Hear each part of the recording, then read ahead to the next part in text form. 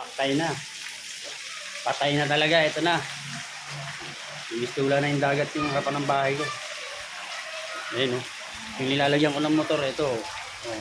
Yung kanila inakit na dito sa akin. Oh. Pero bagat mood na. Oh, naabot na yung step ko. Ha? Last na lang. 2 step yan. Isa na lang natira. Sana naman, humina ka na. Dahil malapit na oh. Saan ka lumipat, pre? Ha? Saan ka lumipat?